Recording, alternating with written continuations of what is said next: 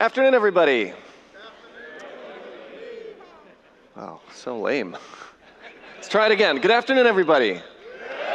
Yeah, this side of the room. Yeah, that side of the room. Yeah. All right. How was the box lunch today?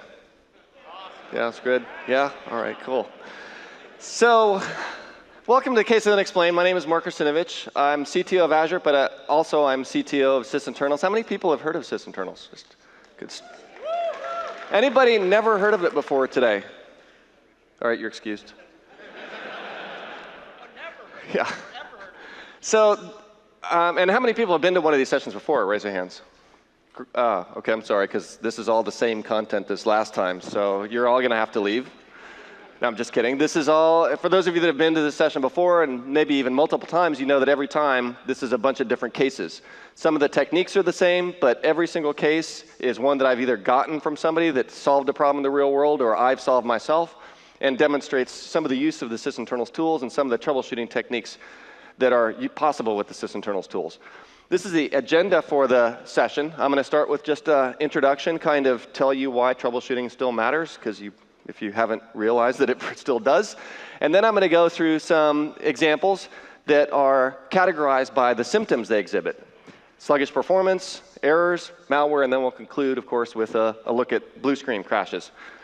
Now, the reason that troubleshooting still matters, how many people have, well, I mean, I'll let you answer, how many people have experienced a problem on your computer in the last day? In the last hour? Because if you, anybody right now that we can troubleshoot for you? So the reason that we run into these problems is that software developers are focused on writing code for the scenarios they want to solve, and they design their code to work under certain expected conditions. They don't have time to go test their software under all the bizarre conditions that show up in the real world, on a real person system, with administrators that are being aggressive with locking down security policies, with other software that comes along, interferes, with software that's been uninstalled, that has left stuff behind, that is interfering with some other new software that's on the system. That software file might be locked because another piece of software has got it in use, while another piece of code tries to access it and can't. All of these things cause the code to end up going down paths the developers never anticipated.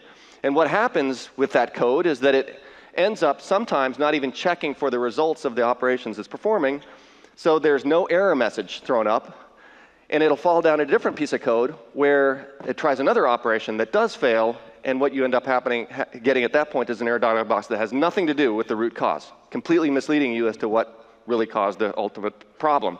Or the code ends up treating a buffer as if it's got valid data in it when it's got garbage in it, and it might end up in an infinite loop at that point, hanging your CPU and causing the app to go unresponsive. Or, of course, if it's got garbage data in a buffer, it might reference it as if it's a valid memory pointer and then end up crashing. So all of these things are the results of these programs hitting unexpected events. Sometimes some of the dialog boxes we see when software runs into these things are kind of humorous, like this one. This is my all-time favorite because, well, it's from Microsoft, so I can make fun of it. It's unknown error, which is extremely useful, but then the dialog box has the audacity to ask you if the information was useful. There should be like machine learning to say, you know, send him a useful error analysis to say this thing is not useful, let's not ask the user if it's useful. Here's another one that's kind of fun. This is Visual Studio. And this one is actually one that still is in the Visual Studio code, so I've seen this more recently on more recent versions of Visual Studio, a zombie process. So process is in a zombie state, so this is like rise of the processes kind of thing that Visual Studio is dealing with. This one's extremely frightening, catastrophic failure, like the world is ending because we can't copy this file or folder, but we want you to tell us it's okay. And then there's the we just give up on error messages.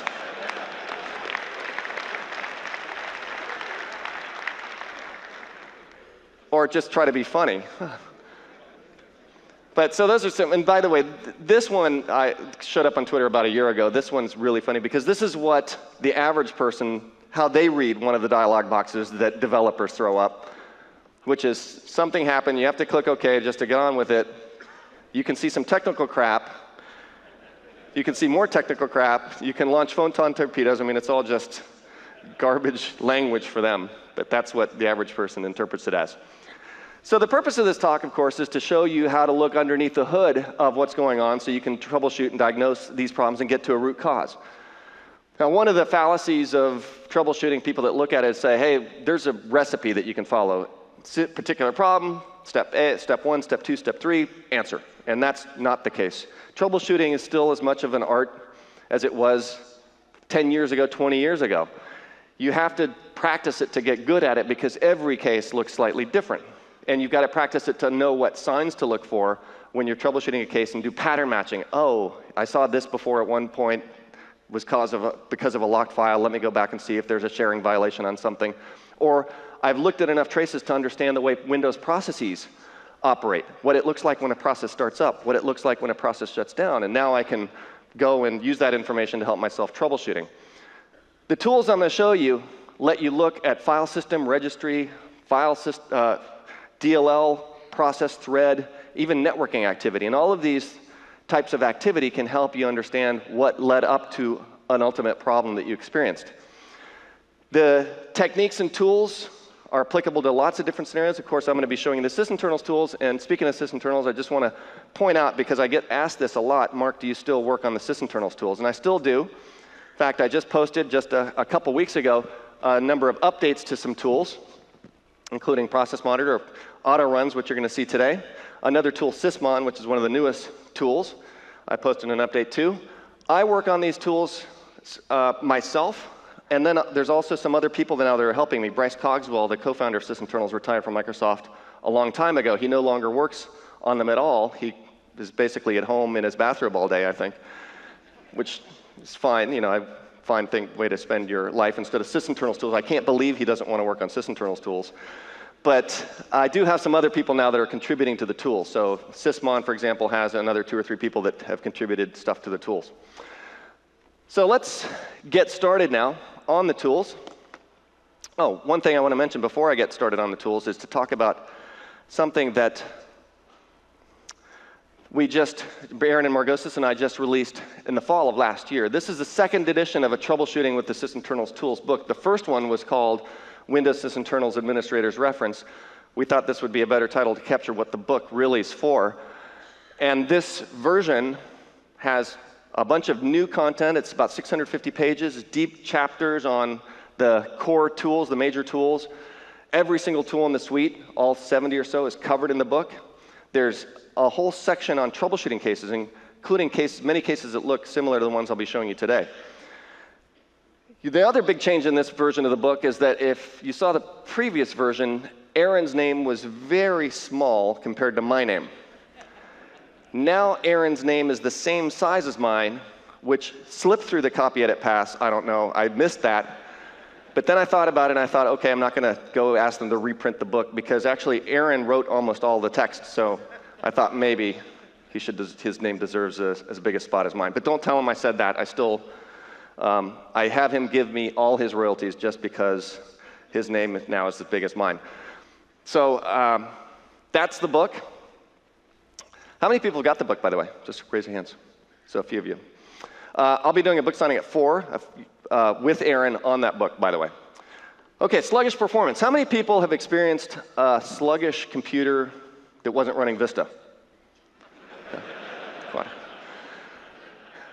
So all of us have, and we still have these problems today. This particular case was sent to me by somebody that after an upgrade to Windows 10 across the enterprise, all the users began to complain about slow system logons.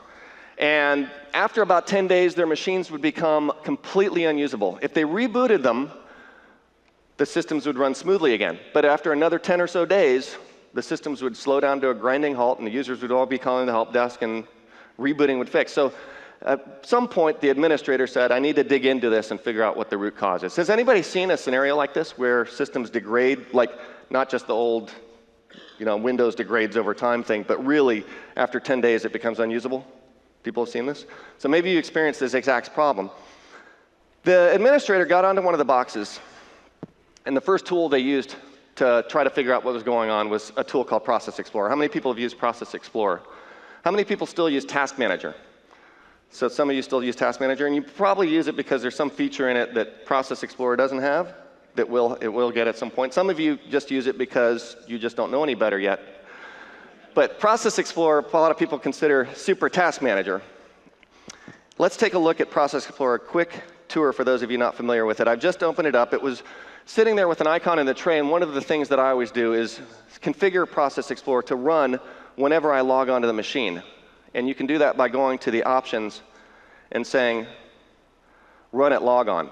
If you're running it elevated, which I recommend you do, meaning with admin rights, so log in, launch Process Explorer elevated, and then say run at logon. Every time you log on, it will run elevated because it creates a scheduled task that runs elevated, so you don't need to elevate it after you've launched it. The first thing you'll notice that's different than Task Manager is that it's got this tree of processes, which reflects the parent-child relationship. A process like WinLogon creates these child processes, font driver, logon UI, and DWM. The other difference is that there's a lot of color coding. The blue processes represent a certain type of process. Anybody know what those are? They're what? Boy processes? No. It's a good guess.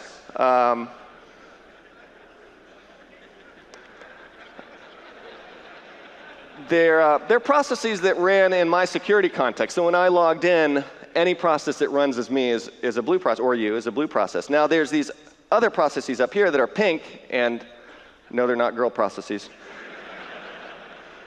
These are processes that host Windows services. Some of them are designed specifically for a Windows service, and so those are the ones with names like lsas.exe, searchindexer.exe, obviously the search index process. Service hosts are designed to host a DLL that implements a Windows service. And some of these service hosts will host more than one. And this is where tooltips become interesting in Process Explorer, because for these hosting processes, if you hover the tooltip over them, you will see what's hosted inside them. For example, this service host is running the Extensible Authentication Protocol service. If you look in the Service Control Manager or the registry, you will see EAP host as the service control entry for that service. And then you can see also the way it was started up by looking at the command line, where the command line here is -k net services -s EAP host. So those are the things that you can see with the tooltip. The other things you see here are the description, the company name. These come from the primary executable image. So for service host, all you see is the generic host process for Windows services. It's from Microsoft. If you double click on one of these, that's when you get taken to the detailed information about a process. This is host process. Here's the same information we saw on the display. Here's the version number. Here's when it was built, the path, the command line, the current directory. Auto start location we'll come back to later. You see the parent process. So this was a child of the services.exe process, which is the service control manager. It is responsible for launching all processes that host Windows services. Then the user account, when it was started, and some other information about what kind of security mitigations it's got configured in it. The next tab is the Performance tab, and there's a bunch of CPU, I/O, virtual memory, physical memory, handle information. The Performance graph, the disk and network, usage, cutting deltas of send and receive, GPU, process isn't using the GPU. Here's the Services tab, and here's where you can see detailed information about the service. So I can't open that because of access denied, but I could stop and restart it if I've got access. A Threads tab shows me the running threads in that process, including its start address. And I can also look at the stacks, TCP/IP endpoints open, the security token, the environment variables that it's running with, which sometimes paths and other configuration variables can cause problems if they're misset. Job object information, so this is designed to run in a constrained way, so that, for example, if the process dies, then it might get restarted, and then the strings that are in the process. So those are a quick look at the basic features of Process Explorer. It's got a bunch of other ones, like the fact that you can look at system information by clicking on one of those mini graphs, and then you can see, if you hover the mouse, the process that was consuming the most CPU at some particular point in time. And you can see as I hover the mouse over this that it's DWM.exe consuming a lot of CPU. That is the desktop window manager, and it's doing that desktop composition as I'm zoomed in. So it's using the GPU and CPU to do this magnification that I've got, which is why we're seeing this spike in CPU usage as I'm zoomed in right there on that part of the graph. Memory statistics, summary information, summary graphs, I/O, and GPU. Now, we're going to see some other features as we go along, but that's the basic tour. Now, what this person was attempting to do was figure out why this process was consuming a lot of CPU. And there's a bunch of different things you look at, of course. You can see the CPU usage, you can see the threads. None of that information really revealed what might be causing the slowdown of the system. Well, actually, the process that he saw consuming the CPU you can see right here. Anybody recognize that? I'm not going to call out this vendor, but let's just say that they're an antivirus company and they used to be owned by Intel, but I'm not going to say anything else about them. Now, this particular person looked at that process in some detail, and there's a display shown there that in that screenshot that I haven't shown you yet, and that's what's called the lower pane view of Process Explorer. This will show you information about the internals of the process. There's two modes to that view. One of them is the DLL view, and you can get to this either by typing a keyboard shortcut or by using these toolbar icons. This shows us the DLLs loaded into that process and the files mapped into that process. And then the other view is the handle view. It shows us the open kernel resources that this process has active. This handle view is particularly useful in cases where you're trying to figure out why something appears to be locked. So let me go to this directory right here. And there's this directory here, right there. Can't delete me. And if I try to do a delete, I get this dialog box, which says, we can't delete it, something's got it in use. And so the big question, of course, is what has that in use? Can I go make it stop using it so I can delete it? And trying again won't work, obviously. So in Process Explorer, what you can do is just go to the search dialog and say, can't del, any substring match will do. This is going to scan through the handle tables and the DLLs of all the processes on the system, looking for matches to what we entered. And it found a match here. There's a command.exe that's got that file open. And if I click on that, it takes me right to the handle view for that process. And there's the command.exe. Here's the can't delete me handle that's open. That command prompt is actually open over here. And the reason that directory is open is because it's got its current directory mapped to that. So there's there's multiple ways I could actually release that. I could terminate it here, I could exit it, I could actually even close this handle, which is kind of an interesting and scary way to do this, because, well, okay, so it actually responded fine to that. Many times, deleting a handle out from underneath the process can cause problems, including system corruption. So you don't want to do that ever, especially if you're doing it to presentation. All right, so what this person did in this case is they looked at the handle view, and you can see that this process had a lot of handles open to the same exact resource. Very clear sign that this is what's called a handle leak. The process was opening these objects and then not closing them. And over time, this consistent with the behavior they saw is over time, the system comes to a grinding halt as the number of handles open on the system goes up into the hundreds of thousands.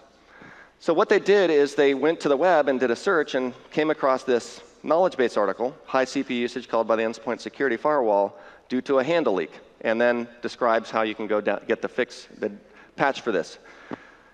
So this user, with the help of Process Explorer, was able to figure out handle leak, looks like handle leak in this process from this vendor, go to the web, search the vendor's website for a handle leak, and then come across this and solve the problem. So a few steps that would have been impossible without this kind of insight into the process. A high CPU usage, nailed down to a handle leak of a particular type of handle. This next case is one that somebody sent me. They were running a hex editor. It's called HXD. It's actually one that I use too. It's a really cool, simple little hex editor. You can open files and see the hexadecimal contents of the file. Whenever they'd launch it, it would take a long time to start. So of course they opened Process Explorer. they look and see that it's consuming a lot of CPU during its startup, during that time lag. I've recreated that process on this system. So I just launched Hex Editor, and you can see that its window still hasn't appeared, and there it goes. So that was about a 5-second lag on this thing starting up, which is kind of annoying. In fact, their lag was even longer than this. So the tool they turned to at this point, after they saw that CPU consumption in Process Explorer, and they drilled in, looked at the threads, didn't see anything interesting, was Process Monitor. How many people have used Process Monitor? So quite a few of you. Those of you that haven't, Process Monitor is a real-time tracing tool that will show you file system, registry, process, network, and DLL activity. I'm going to fire it up here so we can take a look at it in action. Now, it spews out a lot of information. These columns are the default configured columns, but you can add and remove these columns if you want and add other ones. There's a sequence number, the timestamp, the name of the process, and there's a tooltip here that will show you some information just like you see in Process Explorer. The process ID, the operation, so this is a TCP send to this, from this source IP address to that target IP address, the result of the operation, its error code if it has one, and then details related to that. So that was a 229-byte send. And then there's the start time and end time of that send operation. For registry and file system operations, you'll see a lot more information. Like here you see a query of a registry value, and what came back was 0. It's a 4-byte 0 value came back from that. So lots of detailed information. When you double-click on one of these, you can see all the information that's been captured for a particular event. The thread ID, which will become very useful in a troubleshooting case in a few minutes. The class, and I'll explain what class means in a second. And then the path, the result, and the duration. So you can see from the start of the operation to the end, this thing took that amount of time. And then here's the detailed column. The other thing you can see is the process information. This looks a lot like what you saw in Process Explorer. So you can see the path, the version, the parent process ID, the architecture, user account, and the loaded list of modules. This looks like the DLL view in Process Explorer, except this shows you the DLLs that are loaded in the process at that particular point in time for this operation. If there was a DLL load in the next operation, you wouldn't see that DLL in this view, but you would see it in the operations subsequent to that DLL load if you looked at the process tab. And then finally, the stack. The stack will show you what functions were executed down to that particular operation. Process Explorer has a ton of other features, and I'm going to highlight just a few of them as we go through. But one of the keys to Process Explorer or Process Monitor being able to use it effectively is knowing how to filter. Because you can see that just in the time we've been talking here through it, there's over 750,000 events that have been collected. Which means if you're looking for that one event that is the root cause event, it's like a needle in a haystack unless you figure out how to narrow down the view to just the events that are relevant. And there's a few different ways to filter depending on what you're trying to get rid of or include. One of them is these quick filters. If you right-click on a column and a value in that column, you can easily include that, exclude it, highlight it, copy it to the clipboard, or open the edit dialog box. I'll show you that in a second. You can exclude events before, like we don't see anything before that event. We can start to filter, and that will take a few seconds, so let's just truncate that. You can include events after. And then for any property of that event, you can use these quick includes right here. So I want to just include things with that process name, which is taskhost.w.exe, and now I've just created a filter for that. If you ever want to undo a filter, just to Control-R, and that will reset all the filters to their defaults. So that's one way, is these quick filters. Another way is to use that edit dialog box, and you can get to it by going here or by clicking on the toolbar.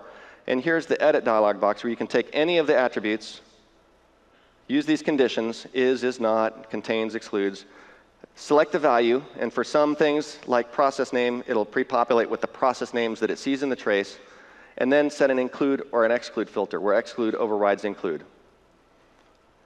And then finally, the other way to do filters, if you're interested in looking for a particular process, but one way to conveniently get it is to look at this process tree. It looks a lot like the process tree in Process Explorer, except it shows you all the processes that have existed during the trace. Watch, I'll show you how you can see short-run things. I'm just resetting here. So if I type something that runs very quickly, like ipconfig, that might not even show up in Process Explorer. So it might not even show up as a process that came and went, because if it ran between refreshes of Process Explorer, it's basically invisible. But in Process Monitor, it will always show up. So if we scroll down, we will see ipconfig right there. And I can say, go to event, and now we can set a filter just for ipconfig, and we can see exactly what it did. So that's a quick look at filtering. Now let's get back to this case that I was introducing Process Monitor with, and that was this case where, oh, by the way, when Dave Solomon, my co-author in Windows Internals, he and I would get together and we'd teach troubleshooting as part of the Windows Internals class, he came up with this saying, when in doubt, run Process Monitor. He came up with that saying because almost every case, whether it had something that looked like you could catch what was going on with tracing or not, Process Monitor would often lead to the answer. So he would always just say, when in doubt, run Process Monitor. And we used to say that all the time. When my daughter came home from school with homework and she couldn't solve it, I would say, when in doubt, run Process Monitor. And then she would give me a blank look and walk away. But what we've come up with is a new expression right here. It's keep calm and run procmon. So, because that's the meme from 4 years ago, and we still think it's cool. So let's all say that together, because that's the one thing I want you to take away from this session. Okay, ready? 1, 2, 3. Keep calm and run procmon. It's pretty good. We'll do it one more time at the end. Maybe you'll mean it then. All right, so let's take a look. I'm going to capture a Process Monitor trace of hexedit starting up. And we're going to see if we can figure out what was the problem. Wait, why did it start up so fast? I wasn't supposed to do that. Oh, it was still open. That was why. OK, here we go.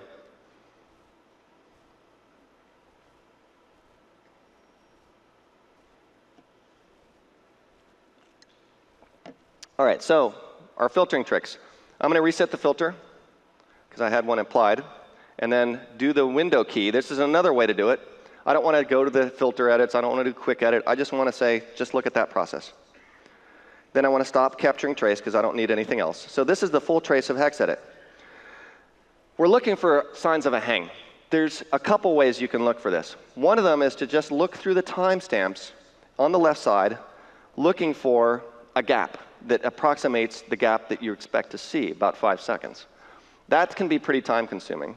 But that's one way that I've done it, and other people have done it, is look for these gaps.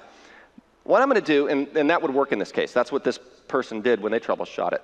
But what I'm going to do is show you a different feature of Process Monitor, one that I've never really shown in a case of unexplained before. And that is, there's a bunch of extra tools up here in the options dialog, in the tools dialog. Process activity, file summary. This will show you aggregate views of all the file system paths or registry paths or the processes and their CPU usage, memory usage over time. And that can be particularly useful. In this particular case, if we double click and look at this, you can see this is the over the trace of hexedit, and you can see the CPU spike, which is what they noticed in Process Explorer here. And we see the spike starts back right about here. When you click on this graph, you get taken in the trace to that point. And what we're going to look at is what happened right before this CPU spike started. So let's take a look at right around where that took us. And we are, let me zoom out here. We are right here on 142.35. Actually, I think I went back too far. Let me do that again. Tools, process activity summary. Put it right here at the big spike. And there we go, right before that big extra spike, because it had some CPU activity while it was starting up, and then it spiked even more. Right there, the last operation, right before the CPU, was this, and you can see the gap here, 142.35 to 142.41, which is 6 seconds. The last thing it did was close this file right here. And that's what this user saw when they looked at their trace. The last thing before that gap in time that corresponded to when they saw that delay was this. And what I want to do is jump to that file. So this takes me right to that file, which is the .ini file for hex edit. I'm going to double click it and see if there's anything interesting in here.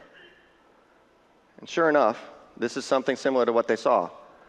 Thousands and thousands and thousands of most recently used file entries had somehow gotten into the ini file, and hex edit was starting up and apparently processing each one of these, causing that very long CPU spike. So what they simply did was take this, delete it. Let me close hex edit, save this, and then run hex edit, and voila, the problem was solved.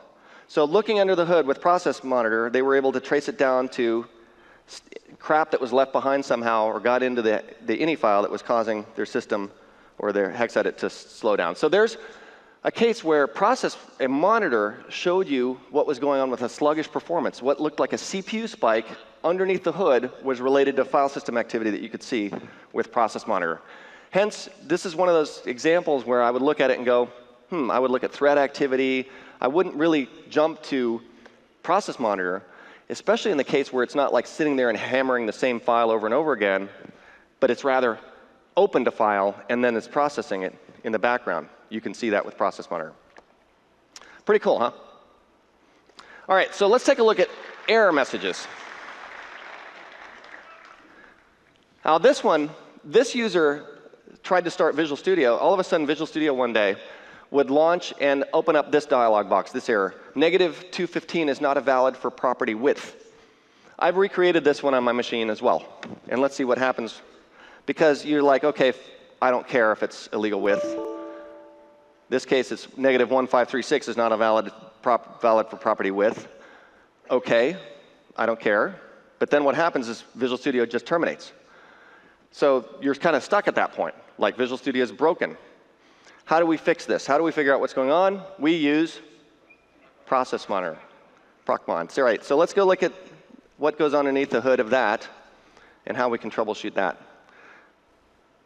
So reset the filter, clear it. And by the way, I'm using control key shortcuts, keyboard shortcuts to clear and reset the filter and restart the trace. Again, we're going to use the bullseye to set a filter. We're going to stop the trace.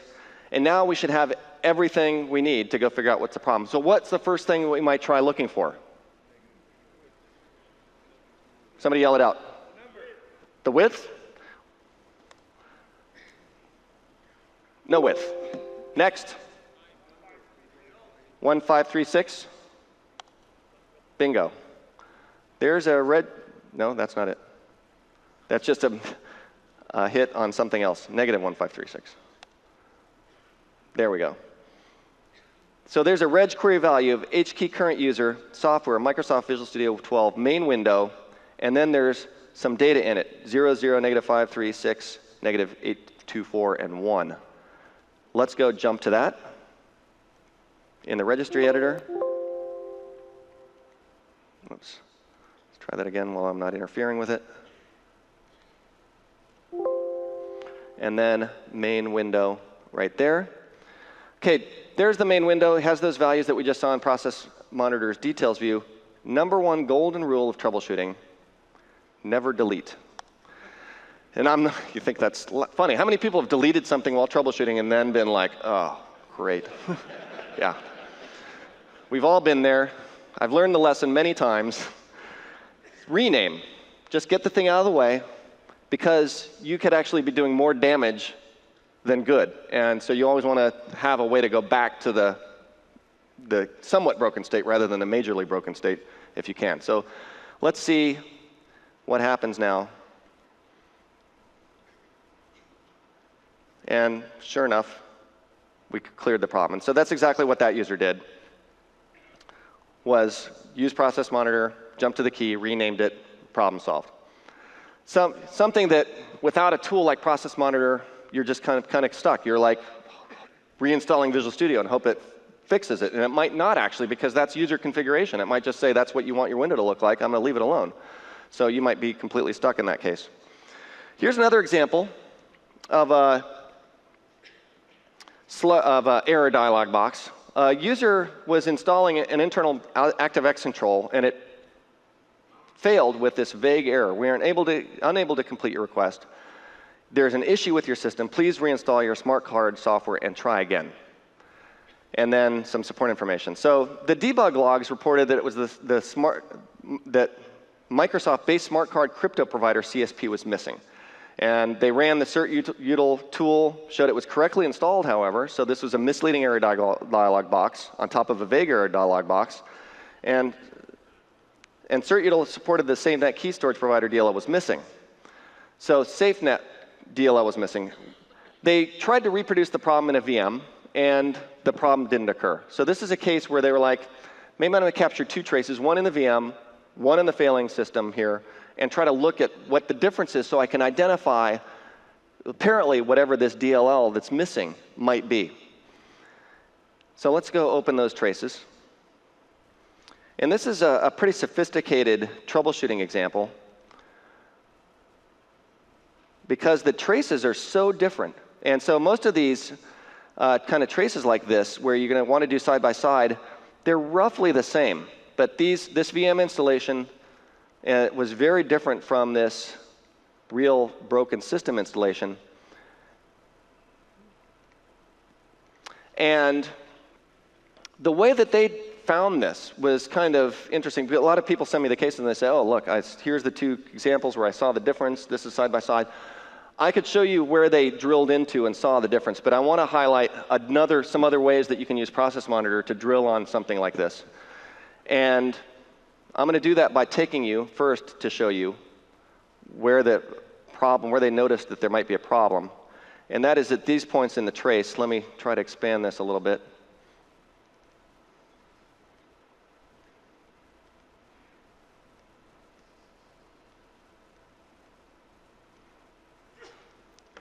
And on the left side, and this is what I was saying, that these traces look so different. On the left side, you can see ActiveX cryptographic service provider reference. On the right side, you see RSA channel. Then you see the traces kind of line up right here. Now, the next thing here is down here is this Luna cryptographic provider. And on the right side, you don't see anything similar to that. You see this roughly the same shape, but you don't see that. And so what I'm going to do is show you another capability. By the way, this is Zoom It, if you're not familiar with Zoom It. It can zoom in a lot. And that's what I'm doing to zoom in. I'm getting crazy with Zoom It. Let me do this. I'm going to do a reg enum key, or reg query key, on anything that's under cryptographic provider's default, because that's what this thing was under. So anything that begins with that, I want to do capture a trace. So path begins with that, add. And on the right side, I'm going to do the same thing. Path begins with add. And then I only want to look at reg open keys because those are the operations right here that reference these cryptographic registry entries.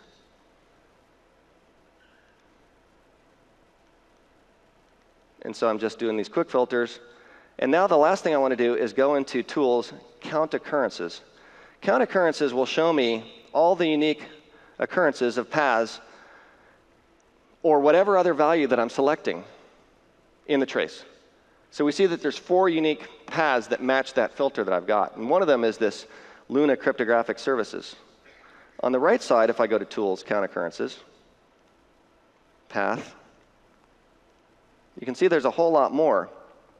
And all of these look like basic standard built-in Windows cryptographic providers. The one that's different is this one, which is Luna, which is from SafeNet, which is a reference in that dialog box, that error dialog box. So this was the clue. And when they actually went and expanded and looked a little closer, they could see that that Luna cryptographic provider, Luna cryptographic provider, here you can see that there's a a registry query. Oops, my mouse is jumping around.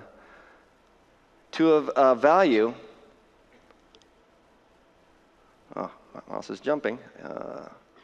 To a value that is got an error dialog box of type of name not found. And so this type missing is what tripped up the cryptographic code and ended up causing that dialog box to show up, because that type should always be valid. Apparently on this system, the Luna cryptographic provider was uninstalled, but not completely, leaving this behind and causing that LOB installation to fail as it was using those crypto APIs. So the solution was to delete that entire branch of the key of the registry, and the problem went away. They were able to solve the problem. So this was, again, another case, under the hood, little side-by-side, little looking for clues related to the dialog box and the paths, and they were able to get past this particular problem with Process Monitor. This next case is one that is near and dear to me, because this is one that I actually solved myself. I ran into it myself. And there's nothing more gratifying than using my own tools to solve problems that I run into. So I kind of make up problems for myself sometimes just so I can go solve them with my tools, which is a lot of fun. I try to fool myself, which is really hard to do. In this case, though, it was a problem that Windows had thrown at me. You can see that one day I logged in, I was in a meeting, and this is one of those meetings where I logged in, I saw this, like Process Explorer is going crazy with red and green. I didn't show you the process highlighting related to processes coming and going in Process Explorer, but if you launch a process, you can see that it shows up in green, and then when you terminate it, it shows up in red. On this machine, what was happening is I would see Explorer start and then disappear, and then start and disappear. And so when I opened Process Explorer to look at what was going on, whoops, I kind of went forward a few slides. There you can see I just saw Explorer with its subchild of Explorer with where fault, which is the Windows error reporting dialog box, and then it delete, and then another set of the same exact processes launch just over and over and over and over. So my machine was completely unusable. So I was almost completely unusable. So what I did was I actually launched Process Explorer itself. I couldn't use Explorer to launch anything. So this is a handy trick. It's been useful a few times. When Explorer is out to lunch, you can still launch Task Manager by doing Control-Shift-Escape.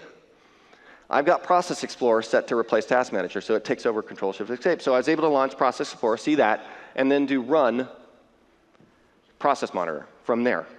So while these crashes are still happening, I was able to capture a trace of what was going on. And here's what I saw. Let me actually clean these up a little bit.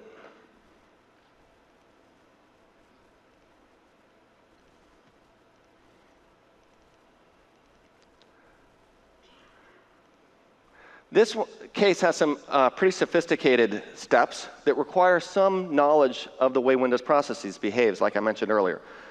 First thing I did was open this. This is the tree view. And the tree view is populated with way more processes on the system. So this is the filtered tree view. What I did was filter it just to have Explorer and where fault, which is all I was interested in when I saved the trace. So that's why that's all you see here.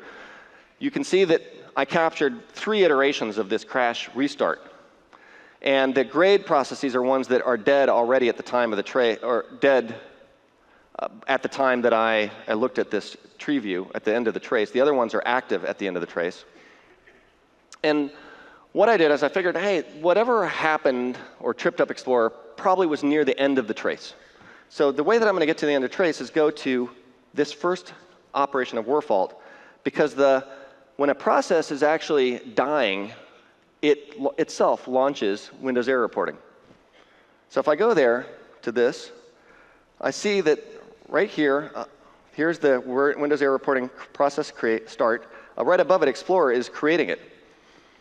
And then I looked up the trace looking for anything interesting, and I couldn't find anything interesting. And then I said, OK, maybe I'm going to try another one of those to see if I can.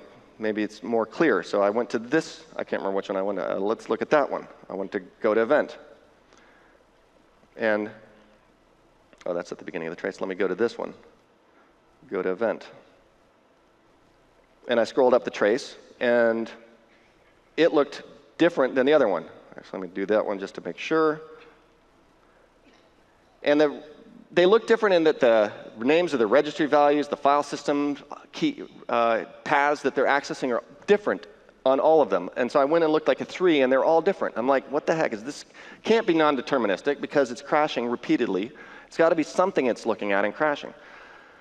So then I realized that as a process is dying like this, it's multi-threaded, it still has other threads that are doing stuff while this one thread is saying, oh, it's time to bail on this. And so what I'm probably seeing is registry and file system activity from other threads unrelated to the cause of the crash. What I want to do is scroll up the trace looking for signs of a process termination. And process termination, we're going to get to it shortly. We're going to see a lot of, let me get to another one of these first. Reset arm bearings. Process termination follows a set of steps called process rundown. And the last part of process rundown is it's going to be querying a lot of files. Query information file. It's querying these files because of a feature in Windows called prefetch. And what it wants to do is understand what DLLs were loaded into the process as the process ran, so it can go prefetch them in the next time. So one of the things it does is do this rundown of querying all the processes, all the DLLs that were in the process. And so here I can see, oh, there's the thread that is actually starting the shutdown process for this thing. But it's mixed in with every other thread. So what I want to do is add the thread column by adding a thread ID, and then setting a filter just for this. And now I'm just looking at that one thread that was dying, and now my goal is to find the last things it was doing before it started this shutdown. And we're going to see, you can see lots of rundown, lots of rundown, lots of rundown. Oh, and now we have stuff going on. Registry activity. So what kind of registry activity are we looking at? We see queries to system control, radio management, system radio state, network connections, UX manager. Interesting. What happens right before these registry calls? There's a bunch of UX manager. Oh, look. There's looks like a load of network UX broker.dll. I'm thinking maybe that has something to do with it. This DLL dynamically loaded in, which I believe is related to that little network icon in the taskbar that lets you set your wireless configuration conveniently from there. Maybe it's something related to that. How do I make it so I can disable that, at least so I can get control of my system again? That's the next question. Most DLLs like this that are dynamically loaded in Windows are configured rather than built in as hard-coded values. So if I look back in the trace and find network UX broker.dll, network UX broker, maybe I'll find the place where that thing is configured in the registry. And sure enough here, there's a reg query value of Windows Runtime Activatable Class ID Windows Networking UX DLL path pointing at that DLL right there. So what I did is I jumped to the registry, I renamed. The second I renamed, Explorer stopped crashing. So at that point, I had control on my machine again. I'd lost the little network icon, but the machine was usable again. And so I was able to go about my business. And I still could configure the networking by going directly to the control panel to do that. But what do you do at this point? And this is a great example of I didn't fix the problem. All I did was mitigate it. In some cases, that's all you can do because you're not the person that created the problem. The vendor might not have a fix. You don't have the LOB team that has the problem handy. So you're basically like, how can I get things kind of working again as much as possible, work around this problem? That's the situation I was in. Now, I'm in Microsoft, so I can get stuff done with things like this. So I sent the networking team an email, and I said, I've got a problem. You need to fix it right away.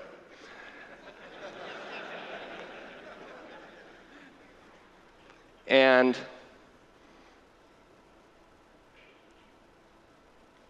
here's what they said to me. They said, of course, Mark, we'll fix that immediately for you. No, really what they said is, yeah, well, whatever, just wait for the fix. It's coming at some point. Yeah, here's the fix. You can go see that we actually know what you ran into. So thanks for not telling us anything useful. And in a few weeks, you should get your network icon back. So you can see that I've got a tremendous amount of influence at the company. All right, so that's an example of looking at some error codes, error dialog box, looking underneath the hood of errors and figuring out what's going on. And what blows my mind is thinking how the average sysadmin that's not aware of these tools, or how the average end user, how they get about their lives when they run into these things. It's just like, oh, reinstall. Because without these kinds of tools to give you those clues to work around it or fix it, it's just completely, you're stuck. So let's switch context a little bit. I've been talking about performance problems and errors with Windows and system and Windows software. Let's switch to a different topic altogether, and that's malware. Malware, of course, has been the scourge. Everybody acts like, oh, that's out of control now, but it's been out of control for like 20 years almost. And I started talking about malware and building features into the Sysinternals tools for malware at least 10 years ago, at least 15 years ago. How many of you have run into malware on a computer in your network that you might be working with at your job in the last month? So not everybody? How many people have run into malware on a computer of a friend or a family member in the last month? Okay, there's more like it. How many have run into malware on your own computer in the last month? Anybody? Anybody have malware on their computer now? Because my deal with anybody, as you know, if you've seen this class before, if somebody's got malware on their computer now and would like me to fix it for them, fine, but we get to see your browser history. Yeah. Never get any takers.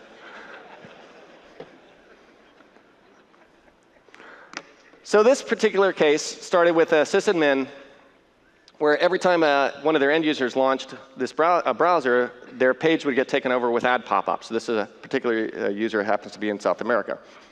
So this is one of those fake, your system's broken, you need to fix it immediately kind of dialog boxes. Really obnoxious. Question is, how do they figure out what's causing that? And the first obvious place to look is go look at Explore IE extensions and see if there's anything suspicious there. Nothing suspicious. So what they did was start to turn to some of the Sysinternals tools. The first tool that I'm going to show you that they turned to was Process Explorer. Process Explorer has a bunch of general troubleshooting features, but it also has some features aimed directly at malware. One of them is integration with a website called VirusTotal. How many people have heard of VirusTotal? So those of you that haven't, this is a really cool resource. I've got it open here in IE. VirusTotal lets you upload files or look for the scan results of files that have already been scanned by their hash and have 40 to 50 antivirus engines run over it and tell you what they think of it. You might be saying, what do you need 40 or 50 for? Well, there's a lot of malware out there, and there's a lot of heuristics for detecting it, and a lot of signatures for detecting it, and different antiviruses have different information. So just because one engine says it's bad doesn't mean it's bad. Even if 10 say it's bad, doesn't mean it's really bad. This could be just false positives. So by looking at the results of 40 or 50 or 60, if you see 50 out of those 60 or 40 out of those 60 say it's bad, it's probably a bad thing.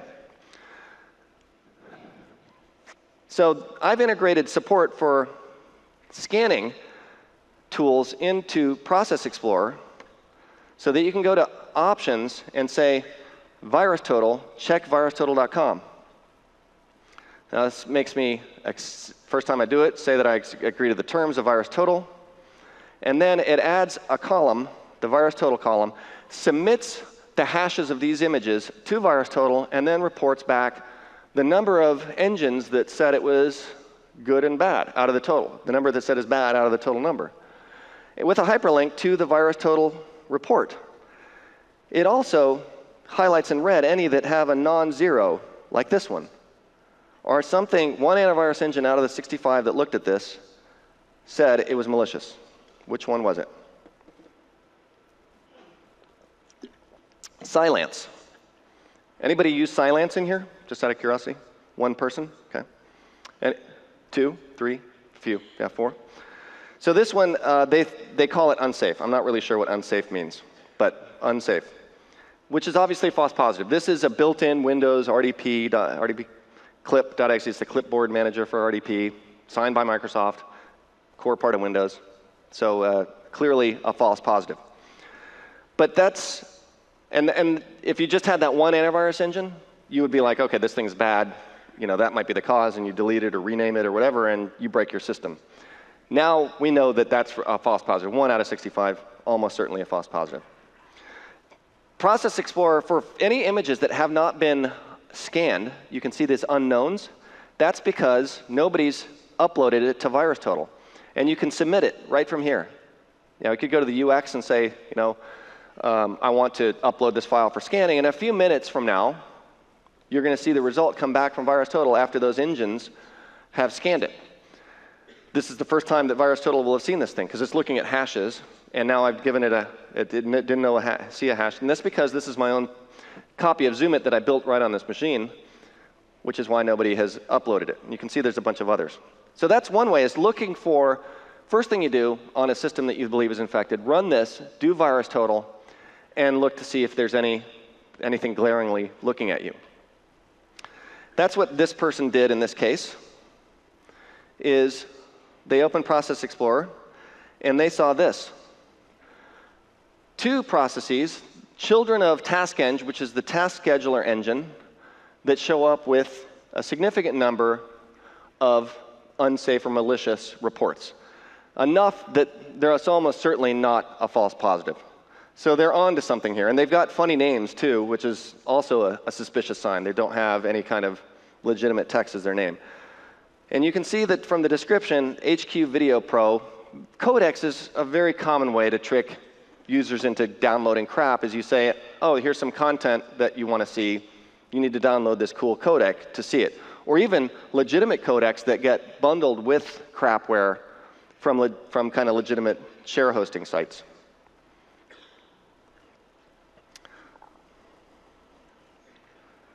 So the next step is to take a deeper look at this. One of the interesting things about this piece of malware is that it has a digital signature on it. How does this show you that? Well, that verified in Process Explorer tells you that. And in Process Explorer, you can ask it to verify the signatures of images. And when you do that, it'll add a column that will check the digital signatures.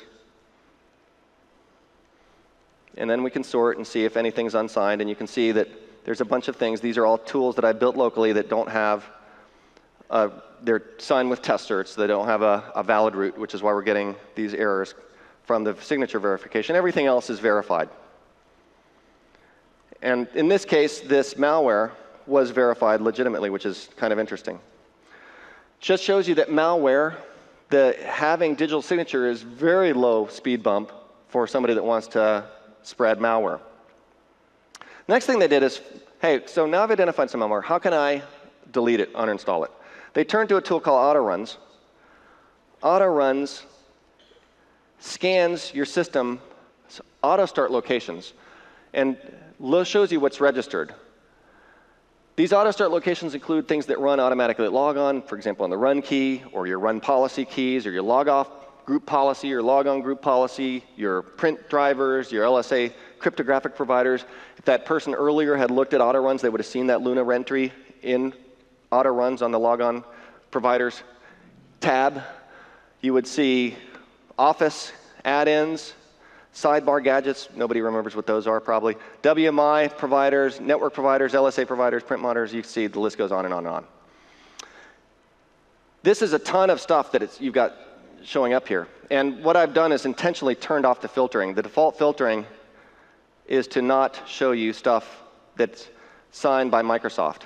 And the way that we can make sure that we don't see stuff signed by Microsoft is to say that we want to verify code signatures. We can also say check virus total, and we can also say submit unknown images.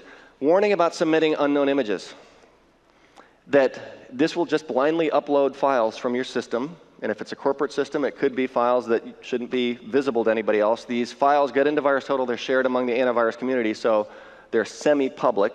They're not actually public. Nobody walking off the street can see them, but nation-state hackers are probably some of the people that have access to these kinds of things, and it's leaking potentially private information, so just something to be aware of. Also, if you've been targeted with an infection, this is one of the ways attackers detect if they've been discovered on your network.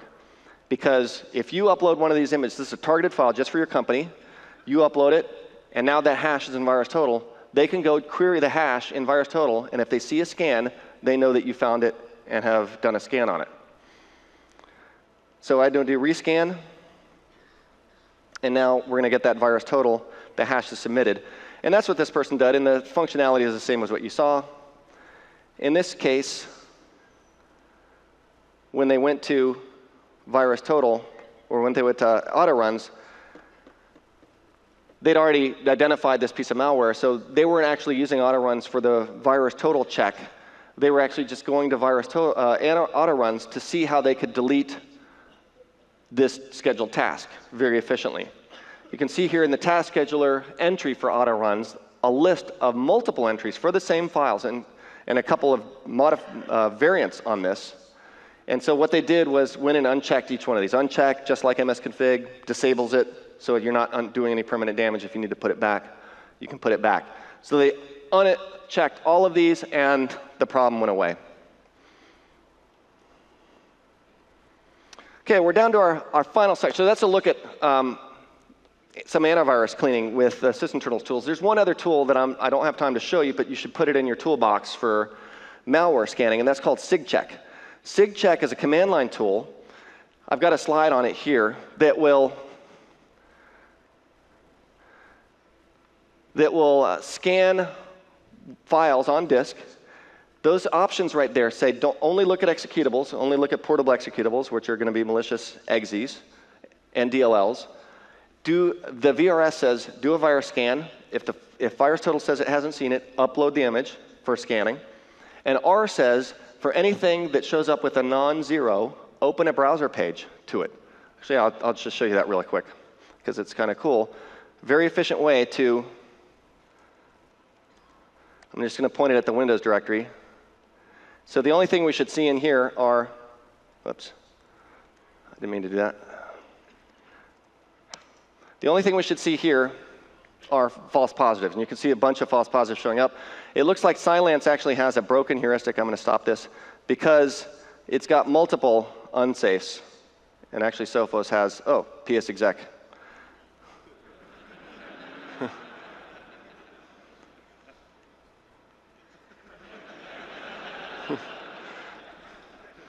So that's SIGCheck, something to be familiar with.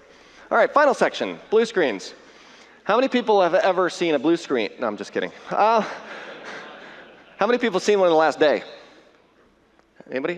One over here, two? Yeah, a few. How many in the last month? We should get. So you can see that we should probably just skip this section because Windows is very reliable now and never has this problem anymore. No, I'm just kidding. Unfortunately, we still have to do this, and it's because writing a Windows driver is hard. Also, hardware problems can cause blue screens. But what does a blue screen come from? It's when the system has run into a problem so deep in the kernel that the only safe thing to do is just stop, because continuing could risk data corruption. Or continuing the system is screwed up in such a way that it knows continuing is just hopeless. It's just not going to make any progress. So at that point, it crashes, and it saves a dump, if it can, to the disk of the state of the system that you can go and take a look at. One of the things that I've loved to do, it's kind of a hobby, is collecting blue screens from the wild. And I'm sure some of you have seen blue screens out in the real world. If you see some, send them to me, and I add them to my collection. This isn't actually a blue screen, but this is a ATM that has the new hardware wizard on it, which is an ATM that you want to stay away from. That's what that means. And this one's an ATM that wants its password changed.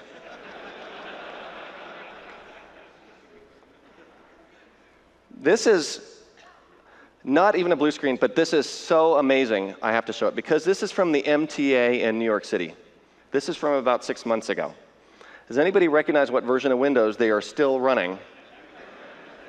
And yes, I think our infrastructure needs some work. And if you need a free subway ticket, just let me know. Okay, ATM running Doom.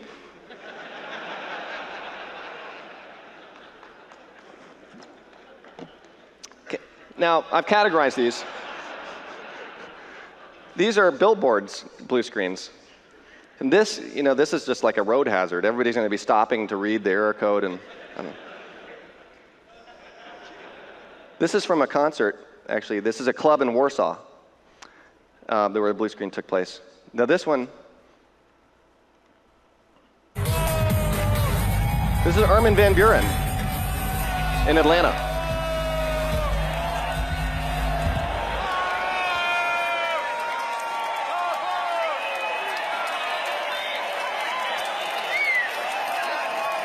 Yeah, so that's about a year ago that happened. These are in-mall blue screens, automatic repair here. This is it looks like the Microsoft store, actually, on campus. But building blue screens. This is a building in Russia, in Moscow. Hydro project building. Hollow blue screen. So you really want to be living in the blue screen. It's the way you... The second fanciest blue screen I've ever seen. This is in a mall, and this is kind of like art. This is like blue screen art, I'd say. I want this sculpture for my house. This is the coolest blue screen I've ever seen. This is just from about a week ago. Somebody posted this, a globe, a smart globe that blue screened. Here's the, at the Census Bureau at the entry, Aaron got this on one of his visits. These are kiosk blue screens. Sam's Furniture, Curtis. Global entry, not starting up. So, really kind of the same kind of service you get out of global entry as usual. Kiosk, Hertz, Nike, just blue screen it. Here's blue screens from pop culture. This is from, anybody recognize this screenshot? It's from the movie Deepwater Horizon. This was the cause of the drill problem, this blue screen right here. And if they'd only known how to debug that, they would have been fine. But just kidding. Here's from Tom Clancy, The Division. So this is blue screens in games now. It's made its way into games. Also, it's made its way into department stores. Here's Zara. Here's one on the street, Auto Bar. This is not a blue screen, but this is at the Hard Rock Cafe. And you can see that they're running PSKill over here. It's a Sysinternals tool. Which I found kind of humorous. Movie theater, the blue screen, the movie, coming to a theater near you. Planetarium.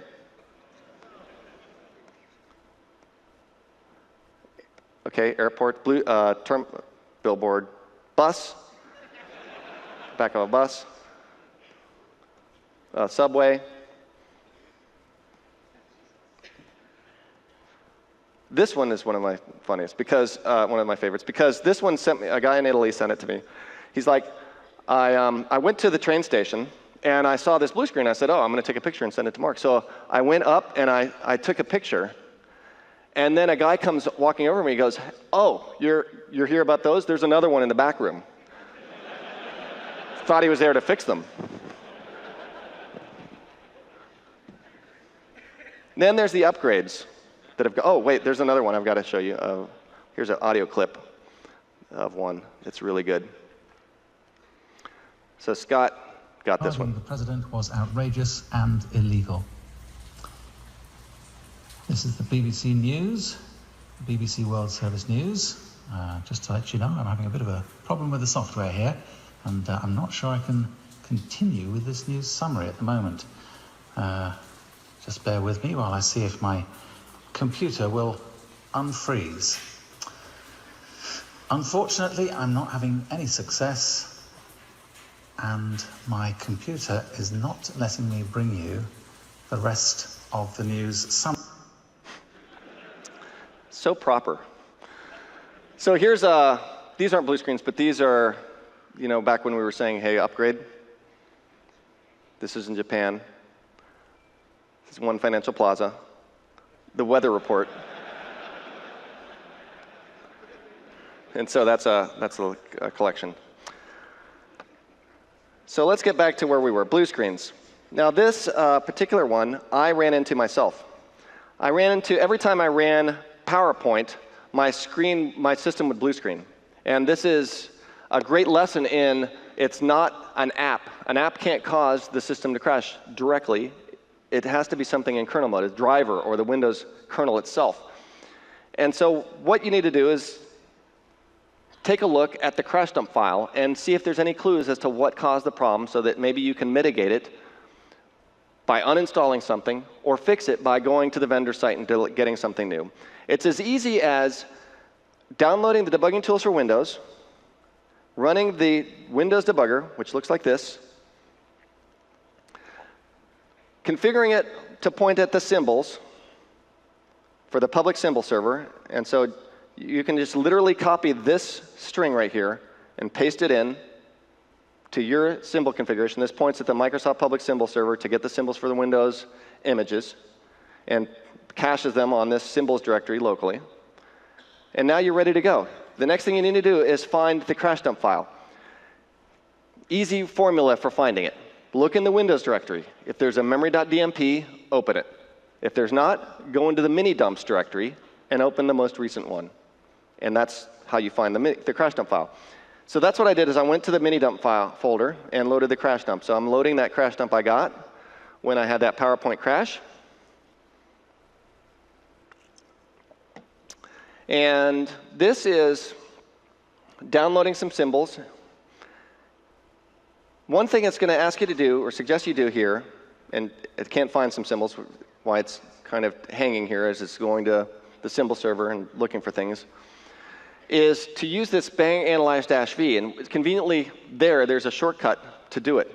Fortunately, there's some spew here that you can just ignore about this, this type referenced that's missing. That's also causing some of this delay here. In a few seconds, what's going to come up is it's going to conclude with a suggestion about what it thinks caused the problem. And it's using automated crash dump analysis techniques to do that.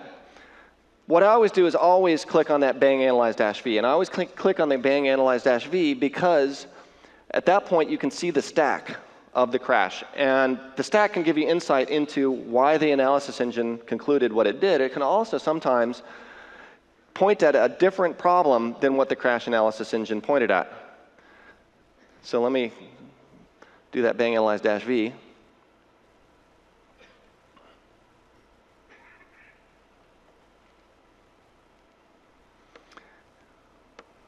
And this should be faster, and there we go. And it's pointing at, by the way, this image here as the problem, this IBM MP driver. And the reason it's picking that is it looked at this stack trace, and here's the call to bug check.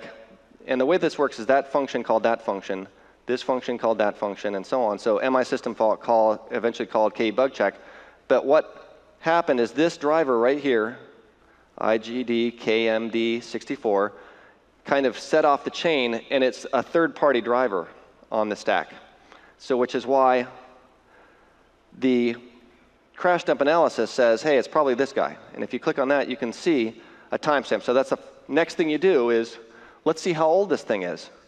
In this case, this dump was from about 9 months ago. You can see this is from 2015. So this image is 2 years old, almost certainly something newer. And so what I went to Lenovo site because this was a ThinkPad that I'm on, and checked for updated drivers. And sure enough, there was an updated image driver. I installed it, and after I installed it and rebooted, I was able to run PowerPoint without any problems. So just opening that dump, seeing the name of the image, going into the Lenovo website. I knew that that was a graphics driver I could see from the description and for the Intel integrated graphics chip, and I was able to go and get a fix, and my system went on its way. Again, PowerPoint crashing, fixed it, resolved it to a graphics driver. So that's basically how easy it is. So even a few minutes, and it's not always that straightforward, but a few minutes is worth it because you might be able to get your systems working again. So that brings me to the conclusion of the talk. I just wanted to show you some evolutions in the Windows 10 blue screen that we've got coming. One of them is that we're adding QR codes we're trying to push a lot of people to the Windows Store. So QR code will give you some free credits to compensate you. And then we're also trying to get a lot of people to use Cortana. So we figured one of the ways to promote that was, and I'm just kidding, those are both not real. So that brings me to the conclusion of the talk. I hope you found it interesting and useful and walk away with a few tips, some of the features and the tools that maybe you weren't aware of. I showed you, like I said, some things that I haven't shown really in previous cases that I explained. So even if you've been to ones before, hopefully you got something new out of this. If you have a case that you come across, please email it to me with screenshots and the log files so I can add it and share it with other people.